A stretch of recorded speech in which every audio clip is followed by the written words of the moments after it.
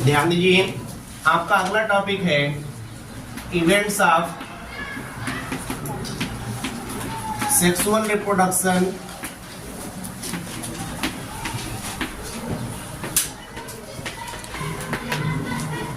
In flowering plants.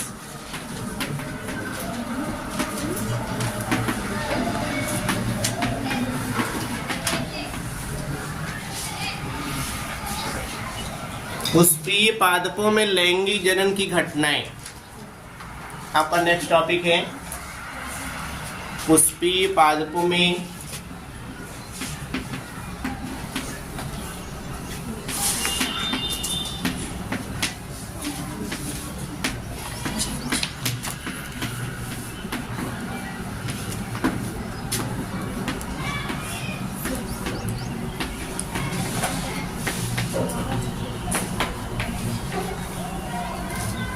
पुष्पीय पादपों में लैंगिक जनन की घटनाएं।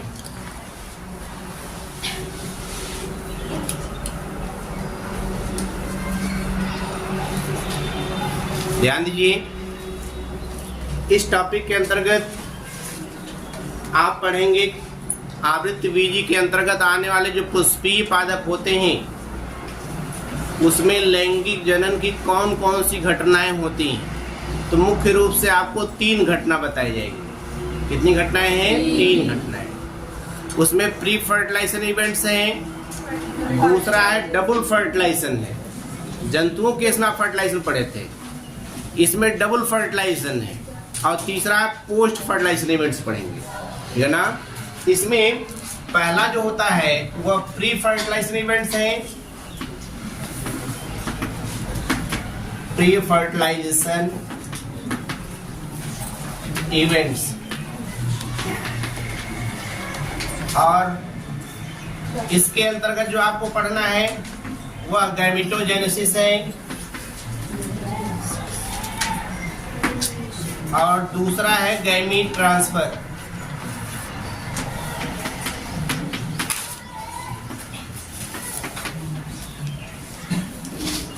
और दूसरा है डबल फर्टिलाइजेशन।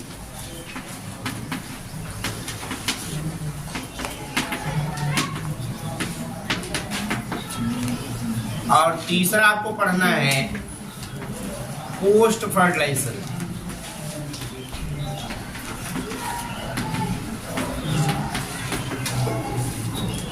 इवेंट सब में है।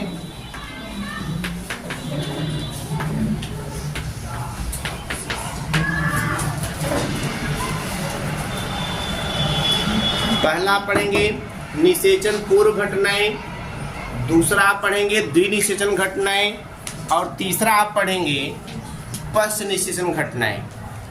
अब इसमें आपको अलग अलग पादपों के केस में पढ़ना है, इसमें जंतुओं को नहीं इन्वॉल्व करना है। इसमें जो पहला आप पढ़ेंगे प्री फर्टिलाइजेशन इवेंट्स में निषेचन पूर्व घटना जो होती है वह प्लांट केस में मेल सेक्स ऑर्गन केस में अलग, फीमेल सेक्स ऑर्गन केस में अलग। देखते हैं पहला जो आप पढ़ेंगे वह क्या है, गैमेटोजेनेसिस, युग्मक जनन। अब उसमें युग्मक जनन में देखते हैं प्लांट केस में जो मेल सेक्स ऑर्गन है उसमें लघु बीजाणु जनन की प्रक्रिया संपन्न होती है, जिसमें लघु बीजाणु मातृ कोशिका की जननिक कोशिकाओं में अर्धसूत्री विभाजन के फलस्वरूप लघु बीजाणु या सूक्ष्म बीजाणु बनने की जो प्रक्रिया होती है उसी को हम क्या कहते हैं, लघु बीजाणु जनन कहते हैं। उसी प्रकार से आप फीमेल केस में भी पढ़ेंगे, उसमें गुरु बीजाणु मातृ कोशिका की जननिक कोशिकाओं में अर्धसूत्री विभाजन के फलस्वरूप गुरु बीजाणुओं के बनने की जो प्रक्रिया होती है उसको हम क्या कहेंगे, गुरु बीजाणु जनन कहेंगे, ठीक है ना। और ये दोनों किसके अंदर आते हैं, गैमेटोजेनेसिस के अंदर आते हैं, युग्मक जनन के अंदर आते हैं, ठीक है ना। और बाकी जो दूसरा आप पढ़ेंगे गैमीट ट्रांसफर, इसके अंतर्गत आपको पॉलिनेशन पढ़ना है। जब किसी पुष्प के परागकोश से परागकण निकलकर वर्तिकाग्र पर पहुंचते हैं तो उस प्रक्रिया को हम क्या कहते हैं, परागण कहते हैं। परागण 2 प्रकार से होता है, स्वपरागण और परपरागण। स्वपरागण क्या होता है कि जब किसी पुष्प के परागकोश से परागकण निकलकर उसी पुष्प के वर्तिकाक पर या उसी पादप के दूसरे पुष्प के वर्तिकाक पर पहुंचते हैं तो उसे हम क्या कहते हैं? स्वपरागण कहते हैं। इसमें माध्यम की आवश्यकता नहीं होती, ठीक है ना। लेकिन जो पर परागण होता है उसमें माध्यम की आवश्यकता होती है। इसमें किसी पुष्प के परागकोश से परागकण निकलकर जल के माध्यम से, वायु के माध्यम से, कीट पतंगों के माध्यम से उसी जाति के दूसरे पुष्प के वर्तिका पहुंचते हैं, उसे हम क्या कहते हैं? पर परागण कहते हैं। इस परागण विधि की सहायता से गैमीट का जो ट्रांसफर होता है एक सेक्स ऑर्गन से दूसरे सेक्स ऑर्गन पर होता है, ठीक है ना। इस प्रकार से प्री फर्टिलाइजेशन के अंतर्गत ये दोनों आप समझ गए हैं। अब इसके कहते हैं आपको पढ़ना है डबल फर्टिलाइजेशन, जिसको आप द्विनिषेचन कहते हैं। द्विनिषेचन का जो प्रतिपादन करने वाले वैज्ञानिक थे उनका नाम था नवाशिन। क्या नाम था? नवाशिन। इन्होंने फ्रिटिलेरिया नामक पादप पर प्रयोग के दौरान यह डबल फर्टिलाइजेशन के बारे में बताया था। तो डबल फर्टिलाइजेशन होता क्या है देखते हैं। पादपों में जो निषेचन की प्रक्रिया होती है वह 2 बार होती है। पहला क्या होता है कि पहला परागकण का जो पहला केंद्रक होता है जब अंड कोशिका के साथ संयुक्त होता है तब ऊ स्पोर का निर्माण करता है, निषिक्तांड का निर्माण करता है। और दूसरे स्टेप में परागकण का जो दूसरा केंद्रक होता है 2 ध्रुवीय केंद्रकों के साथ संयुक्त होकर के त्रिगुणित भ्रूणपोष का निर्माण करता है। तो जहां देखते हैं भ्रूणपोष के निर्माण की प्रक्रिया हो रही है वहां पे दूसरा निषेचन हो रहा है और पहला जो अंडकोश के साथ संयुक्त हो रहा है वो पहला निषेचन हो रहा है। तो निषेचन की प्रक्रिया कितनी बार संपन्न हो रही है? 2 बार हो रही है। इसीलिए इसको हम क्या कहते हैं? डबल फर्टिलाइजेशन कहते हैं, ठीक है ना। वो गैमेटोजेनेसिस में आपको रिमाइंड कराया जाएगा कि देखते हैं जो लघु बीजाणु जनन की प्रक्रिया होती है उसमें लघु बीजाणु मात्र कोशिका में 1 अर्धसूत्री और 2 समसूत्री विभाजन के फलस्वरूप जो परागकण का निर्माण होता है, जो लास्ट वाला समसूत्री विभाजन होता है उसके परागकण के 2 केंद्रक बनते हैं। और वही दोनों केंद्रक में जो पहला केंद्रक होता है वह अंडकोशिका के साथ संयुक्त होगा पहले, तो पहला निषेचन हो गया। और उसके परागकण का जो दूसरा केंद्रक है जब वह 2 ध्रुवीय केंद्रकों के साथ संयुक्त होगा तो वह दूसरा निषेचन होगा। दोनों मिला करके द्विनिषेचन की प्रक्रिया को संपन्न करेगा। इसमें जो निषिक्तांड होता है वह द्विगुणित होता है, लेकिन जो भ्रूणपोष बन रहा होता है वह त्रिगुणित होता है, क्योंकि उसमें केंद्रकों की संख्या कितनी होती है? 3 होती है। 2 ध्रुवीय केंद्रक होता है और एक परागकण का केंद्रक होता है, इसलिए वह त्रिगुणित होता है। वो आगे आपको फिगर ड्रा करके आपको समझाया जाएगा कैसे कैसे है। लेकिन अभी आप इंट्रोडक्शन के रूप में पढ़ रहे हैं तो आप जानते रहिए डबल फर्टिलाइजेशन जो प्रक्रिया होती है उसमें निषेचन प्रक्रिया 2 बार संपन्न होती है। पहला परागकण का अंडकोशिका के साथ संयुक्त होकर के निषिक्तांड का निर्माण करते हैं और दूसरे स्टेप में परागकण का दूसरा केंद्रक 2 ध्रुवीय केंद्रकों के साथ संयुक्त होकर के भ्रूणपोष का निर्माण करते हैं। भ्रूणपोष और भ्रूणकोष में अंतर है। भ्रूणकोष को हम एम्ब्रियोसाइट कहते हैं और जो भ्रूणपोष होता है उसको एंडोस्पर्म कहते हैं। जो भ्रूणकोष होता है वह अगुणित होता है और जो भ्रूणपोष होता है वह त्रिगुणित होता है। बस रही ना। इस प्रकार से ये दोनों के जो है डिफरेंस जानते रहिए, भ्रूणपोष और भ्रूणकोष का। उसमें भ्रूणपोष जो होता है वह भ्रूण को पोषण प्रदान करता है, नाम से स्पष्ट है।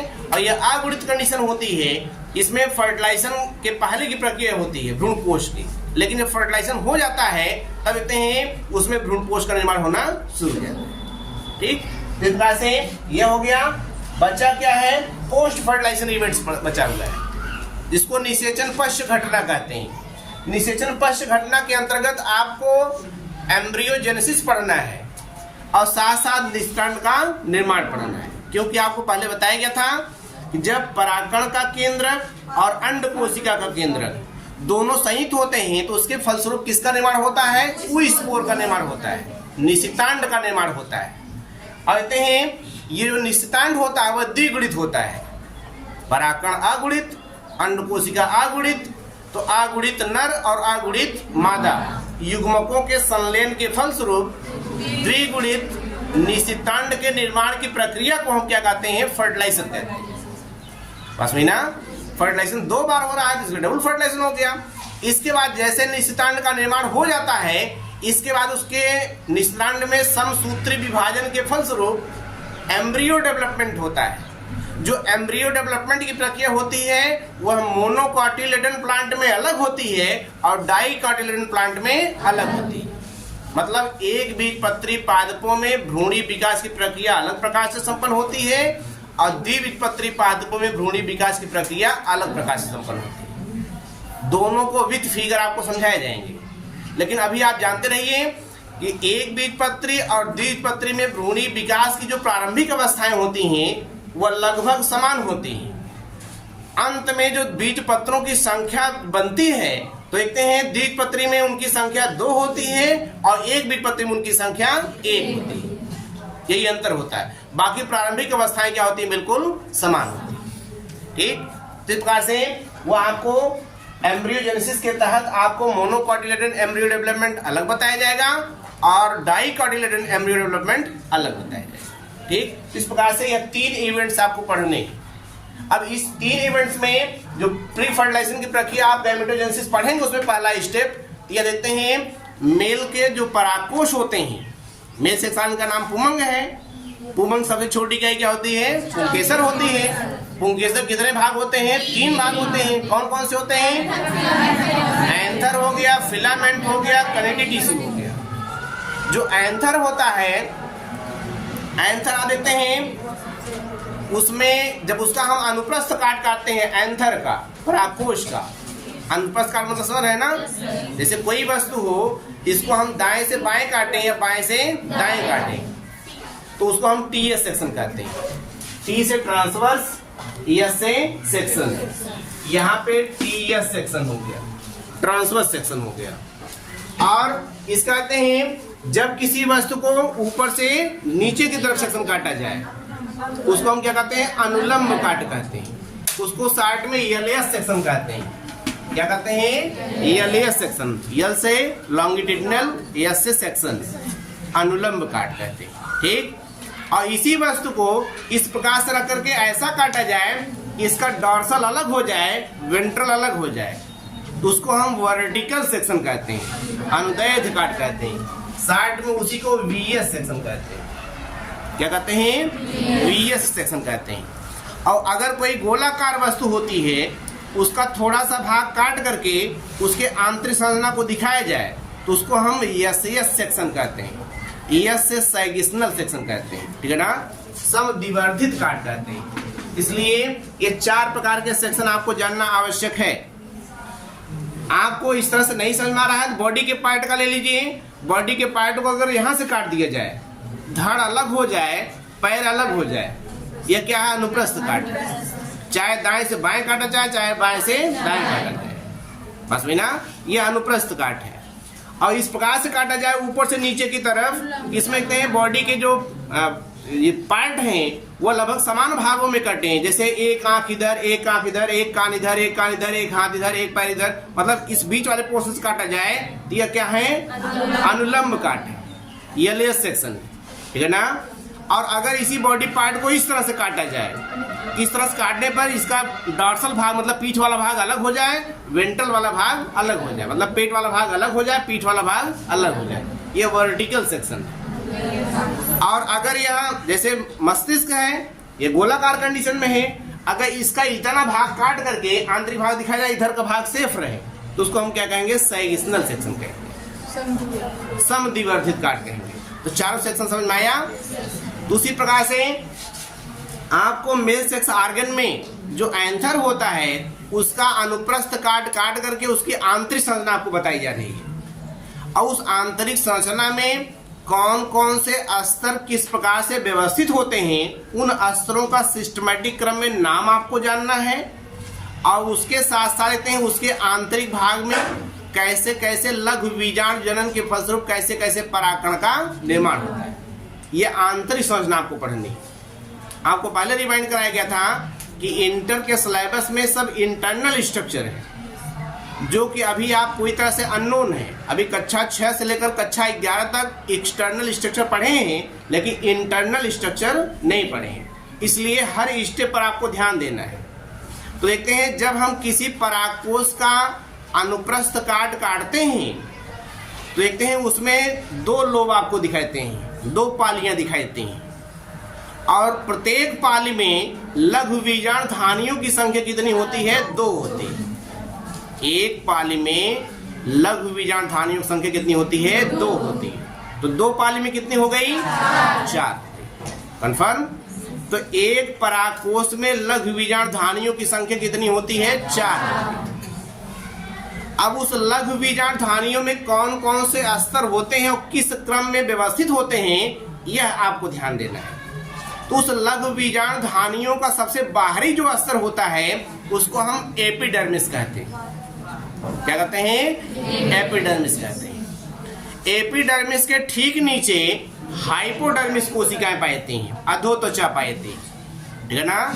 वह अधोत्वचा जो कोशिकाएं होती हैं उसमें वृद्धि और विभाजन के फलस्वरूप वह अन्य कोशिकाओं से अलग हो जाती हैं आकृति आकार में, जिसकी वजह से उसका एक अलग नाम दे दिया जाता है। उसी को हम आर्कीस्पोरियल सेल कहते हैं, हिंदी में प्रप्रस्थ कोशिका कहते हैं। क्या कहते हैं? प्रप्रस्थ कोशिका कहते हैं। ये जो प्रप्रस्थ कोशिका होती है उसमें परिणत विभाजन होता है, मतलब चारों तरफ से एक साथ डिवीजन होता है। ऐसा नहीं कि दाएं वाले पार्ट में डिवीजन हो जाए, बाएं वाले पार्ट में ना हो, या ऊपर वाले पार्ट में डिवीजन हो जाए, नीचे वाले पार्ट में ना हो, ऐसा नहीं। पेरिक्लिनल डिवीजन होता है, जिसकी वजह से देखते हैं उसके चारों तरफ से जो डिवीजन की प्रक्रिया होती है समान रूप से होती है। जैसे ह्यूमन का है, बॉडी के कोई बच्चे का डेवलपमेंट हो रहा है, अब ऐसा नहीं कि एक हाथ बढ़कर खूब लंबा हो जाए, ठीक है ना, और एक हाथ सिर्फ इतना ही बड़ा रहे, ठीक है ना, ऐसा होता नहीं है। या पूरे बॉडी का डेवलपमेंट बहुत बढ़िया हो जाए और सर वाला पोर्शन इतने बड़ा रहे, या सर जो है खूब बड़ा हो जाए, हाथ पैर इतने बड़ा बड़ा रहे, ठीक है ना, ऐसी कंडीशन नहीं। तो ऐसे उसकी जितनी सेल्स होती हैं सब में डिवीजन जो प्रक्रिया होती है एक समान रूप से होती है, जिसकी वजह से उसको हम क्या कहते हैं? परिणत विभाजन कहते हैं, पेरिक्लिनल डिवीजन कहते हैं। तो जब प्रप्रस्थ कोशिका में परिणत विभाजन होता है तो उसमें 2 स्तरों का निर्माण होता है। कितने स्तर का? 2 स्तर का। जो बाहर की तरफ होता है उसको हम प्राथमिक भित्तीय कोशिका कहते हैं। क्या कहते हैं? प्राथमिक भित्तीय कोशिका कहते हैं। और जो अंदर की तरफ होता है उसको हम पुनः बीजाणु जनन स्तर कहते हैं, या प्राथमिक पुनः बीजाणु जनन स्तर कहते हैं। 2 स्तर बनते हैं। इसमें जो प्राथमिक भित्तीय कोशिका होती है उसमें निरंतर विभाजन के फलस्वरूप 3 से 5 स्तरों का निर्माण होता है। कितना होता है? 3 से 5 स्तरों का निर्माण होता है, जिसको सामूहिक रूप से हम अध स्तर कहते हैं, एंडोथीसियम कहते हैं। क्या कहते हैं? एंडोथीसियम कहते हैं। और एंडोथीसियम का जो सबसे निचला स्तर होता है वह एक कोशिकीय होता है, उसी को टेपिटम कहते हैं। बहुत इंपॉर्टेंट है टेपिटम, ठीक है ना। टेपिटम जो होता है वह एक कोशिकीय स्तर होता है, आधा स्तर का सबसे निचला स्तर होता है। और वह करता क्या है? वह मध्य में पाई जाने वाली जो माइक्रोस्पोर मदर सेल होती है, लघु बीजाणु मातृ कोशिका जो होती है, उसको चारों तरफ से कवर किए रहता है, घेरे रहता है, उसको सिक्योरिटी प्रदान करता रहता है, साथ साथ उसको सुरक्षा भी प्रदान करता रहता है और पोषण भी प्रदान करता रहता है, मतलब सुरक्षा और पोषण प्रदान करता रहता है। और इतने नहीं, वह स्पोरोपोलेनिन नामक वसीय पदार्थ का स्रावण भी करता है। जब माइक्रोस्पोर मदर सेल में एक अर्धसूत्री और 2 समसूत्री विभाजन के फलस्वरूप परागकण का निर्माण हो जाता है, तो उस परागकण के चारों तरफ जो वाह्यचोल होता है एक्साइन का, उसका निर्माण उसी स्पोरोपोलेनिन से होता है। तो कभी कभी पूछा जाता है स्पोरोपोलेनिन का स्रावण किस स्तर से होता है? आप कहेंगे टेपिटम से होता है। अगर कहा जाएगा टेपिटम का कार्य क्या होता है, तो आप कहेंगे वह लघु बीजाणु मातृ कोशिका को सुरक्षा और पोषण प्रदान करता है और साथ साथ स्पोरोपोलेनिन नामक रासायनिक पदार्थ का स्रावण करता है, जो परागकण के चारों तरफ वाह्यचोल के निर्माण में महत्वपूर्ण भूमिका निभाता है, ठीक है ना। तो इस प्रकार से यह हो गया। अब आप देखते हैं यही जो वाह्यचोल होता है, जो स्पोरोपोलेनिन नामक वसीय पदार्थ का बना होता है, देखते हैं जब यह परागकोश से परागकण निकलकर कहीं मिट्टी में दब जाता है तो यही जो स्पोरोपोलिन का बना वाह्यचोल होता है वह परागकण के केंद्रक को लाइट से, टेम्परेचर से, मॉइस्चर से, इन सभी से सिक्योरिटी प्रदान करता रहता है। तब जाकर के आसानी से वह जो परागकण होता है 1 दिन, 2 दिन, 4 दिन, 6 दिन कंडीशन में वो अलाइव रहता है, और जैसे ही वह हवा के माध्यम से, जल के माध्यम से वर्तिका को पहुंचता है तो वहां देखते हैं पॉलिनेशन की प्रक्रिया को संपन्न कर लेता है। समझिए कि स्पोरोपोलिन ही क्या करता है, वह परागकण के लाइफ को मेंटेन बनाए रखता है। ठीक, तो इस प्रकार से यह हो गया जनरल चीजें। अब आपको step by step figure draw करके जो इतने स्टेप आपको बताए गए, स्तर जितने बताए गए वही आपको ड्रा करके दिखाया जाएगा कि सबसे बाहर एपिडर्मिस होता है, उसके नीचे हाइपोडर्मिस होता है, उसके नीचे प्रपश्च कोशिका होती है, उसके नीचे प्राथमिक भित्ति कोशिका होती है, उसके नीचे पुन बीजाणु जनन स्तर होता है। प्राथमिक भित्ति कोशिका में निरंतर विभाजन के फलस्वरूप 3 से 5 स्तरों का निर्माण होता है, जिसे अध स्तर या एंडोथीसियम के नाम जानते हैं। एंडोथीसियम का सबसे निचला जो स्तर होता है उसको हम क्या कहते हैं, टेपिटम कहते हैं। और टेपिटम के आंतरिक भाग में, मतलब मध्य वाले भाग में माइक्रोस्पोर मदर सेल पाती है, जिसको आप लघु बीजाणु मातृ कोशिका कहते हैं। उसी लघु बीजाणु मातृ कोशिका में एक अर्धसूत्री और 2 समसूत्री विभाजन के फलस्वरूप परागकण का निर्माण। यही परागकण मेल गैमीट होता है, जो कि युग्मक जनन के फलस्वरूप उसका निर्माण हो रहा है, ठीक है ना। तो यह पूरा प्रोसेस जो होता है, जितना आपको बताए गए, यह सब लघु बीजाणु जनन के अंतर्गत आते हैं, जिसको अभी परिभाषित करके बताया गया कि लघु बीजाणु मातृ कोशिका की जननी कोशिकाओं में अर्धसूत्री विभाजन के फलस्वरूप लघु युग्मक या सूक्ष्म बीजाणुओं के बनने की प्रक्रिया होती है, उसी को हम क्या कहते हैं, लघु बीजाणु जनन के नाम से जानते हैं। ठीक, अब वही एक एक स्टेप आप फिगर सहित आपको समझना है कि कैसे कैसे उसका निर्माण होता है। ठीक, तो पहले इंट्रोडक्शन के रूप में आप इन सभी को पॉइंट वाइज करके लिख लीजिए, तब एक एक हेडिंग डाल करके आपको जो है व्यवस्थित क्रम में समझाया जा रहा है।